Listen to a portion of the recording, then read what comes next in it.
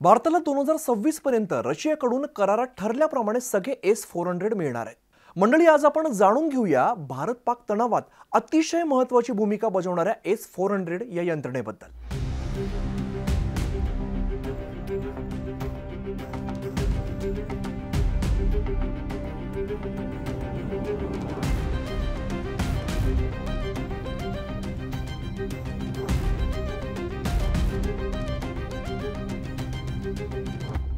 ही अगदी शक्तिशाली क्षेपणास्त्र भेदी यंत्रणा आहे जी शत्रूच्या कोणत्याही हवाई हल्ल्याला तोंड देण्यासाठी सदैव सज्ज असते। पण तुम्हाला माहिती आहे का, शत्रूने क्षेपणास्त्र डागलंय हे आपल्या S-400 ला नेमकं कळतं कसं? चला तर मग जाणून घेऊया यामागची प्रक्रिया अगदी सोप्या पद्धतीने। नमस्कार, मी अमित गद्रे, न्यूज 18 लोकमतच्या विशेष व्हिडिओमध्ये सगळ्यांचं स्वागत। तर S-400 प्रणालीमध्ये अनेक प्रकारच्या अत्याधुनिक असा रडारचा समावेश असतो। हे रडार हवेतील हालचालींवरती सतत बारीक नजर ठेवतात आणि यामध्ये मुख्यत्वे 3 प्रकारचे रडार कार्यरत असतात। यामध्ये सगळ्यात पहिलं जे महत्त्वाचं रडार आहे ते म्हणजे लॉंग रेंज सर्व्हेलन्स रडार, दुसरं आहे टार्गेट ट्रॅकिंग रडार आणि तिसरं आहे मिसाईल गायडन्स रडार। तर पहिल्यांदा आपण समजून घेऊया लॉंग रेंज सर्व्हेलन्स रडार काम कसं करतं। तर हे रडार 360 अंशांमध्ये फिरून संपूर्ण परिसरावरती नजर ठेवत असतं। यामुळे जवळपास 600 किलोमीटर पर्यंतचं लक्ष्य शोधता येतं। यामध्ये शत्रूचं विमान आहे, क्षेपणास्त्र किंवा इतर कोणतेही हवाई लक्ष्य आकाशामध्ये उड्डाण करताच या रडारच्या नजरेमध्ये येतं। आता आपण बघूया टार्गेट ट्रॅकिंग रडार भूमिका काय बजावतं। एकदा का लक्ष्य रडारच्या कक्षेमध्ये आलं की रडार त्या लक्ष्याचा वेग, दिशा आणि उंची यासारख्या महत्त्वपूर्ण गोष्टींचा मागोवा घेतात। एकाच वेळेला अनेक लक्ष्यांचा मागोवा घेण्यासाठी क्षमता या रडारमध्ये असते। त्यानंतर काम सुरू होतं ते मिसाईल गायडन्स रडारचं। जेव्हा शत्रू क्षेपणास्त्र डागतो तेव्हा हे रडार त्याची अचूक जागा आणि मार्ग निश्चित करतात आणि याच माहितीच्या आधाराने S-400 मधून डागलेले आपले क्षेपणास्त्र शत्रूच्या क्षेपणास्त्राला अचूकपणे भेदतात।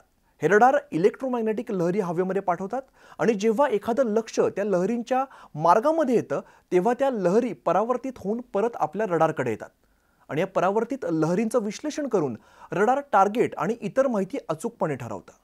आता यानंतर भाग येतो तो इन्फॉर्मेशन ॲनालिसिस अँड थ्रेट डिटेक्शनचा। या सगळ्या रडारद्वारे मिळवलेली ही जी सर्व माहिती आहे ती एका केंद्रीय नियंत्रण कक्षाकडे पाठवली जाते। या नियंत्रण कक्षामध्ये अगदी पॉवरफुल असे कॉम्प्युटर सिस्टीम्स बसवलेले असतात ज्या माध्यमातून जमा केलेल्या सगळ्या माहितीचं विश्लेषण पार पडतं। आता पुढे मुद्दा आहे तो थ्रेट असेसमेंटचा। संगणक जे आहेत किंवा ते सगळे आपले कॉम्प्युटर्स आहेत ते टार्गेटच्या वेगावरून, आकारावरून आणि मार्गावरून हे टार्गेट मित्रत्वाचं आहे की शत्रुत्वाचा याचा अंदाज लावतात। जरी टार्गेट शत्रू क्षेपणास्त्र असेल तर त्याला धोका म्हणून ओळखलं जातं। आता कसोटी असते ती प्राथमिकता निश्चित करण्याची। जर एकाच वेळेला अनेक धोके समोर आले तर संगणक त्याच्या धोक्याच्या पातळीनुसार त्यांची प्राथमिकता ठरवतात। सर्वात जास्त धोकादायक लक्ष्यावरती त्वरित कारवाई केली जाते। आता या सगळ्या प्रोसेसमध्ये आर्टिफिशियल इंटेलिजन्सचा देखील वापर केला जातो, ज्यामुळे धोक्यांना अधिक प्रभावीपणे ओळखता येतं आणि त्वरित निर्णय सुद्धा घेता येतात। आता एकदा का धोका निश्चित झाला की मग S-400 प्रणाली या झालेल्या हल्ल्याला उत्तर देण्यासाठी तयार होते। सुरुवातीला टार्गेट लॉक केलं जातं आणि धोक्याच्या प्रकारानुसार आणि तीव्रतेनुसार योग्य प्रकारचं क्षेपणास्त्र निवडलं जातं। S-400 मध्ये वेगवेगळ्या पल्ल्याची क्षेपणास्त्र असतात आणि निवडलेलं जे क्षेपणास्त्र आहे ते शत्रूच्या क्षेपणास्त्राला भेदण्यासाठी डागलं जातं। हे क्षेपणास्त्र अत्यंत वेगाने म्हणजे अगदी जवळपास 17,000 किलोमीटर प्रति तास आपल्या टार्गेटच्या दिशेने झेपावतात। S-400 प्रणाली एकाच वेळेला अनेक लक्ष्यांवरती हल्ला करू शकतं, ज्यामुळे शत्रूच्या मोठ्या हल्ल्याला सुद्धा तोंड देणं अगदी सोपं होतं। तर मंडळी, अशा प्रकारे S-400 या अत्याधुनिक रडार आणि हायटेक कॉम्प्युटर शत्रूचं क्षेपणास्त्र डागलेलं अचूकपणे ओळखतं आणि त्याला उत्तर देण्याची प्रक्रिया सुरू करतं।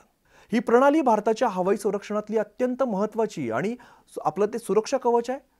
आम्हाला खात्री आहे की हा व्हिडिओ तुम्हाला माहितीपूर्ण वाटला असेल आणि अशाच माहितीपूर्ण व्हिडिओसाठी पाहत राहा न्यूज 18 लोकमत।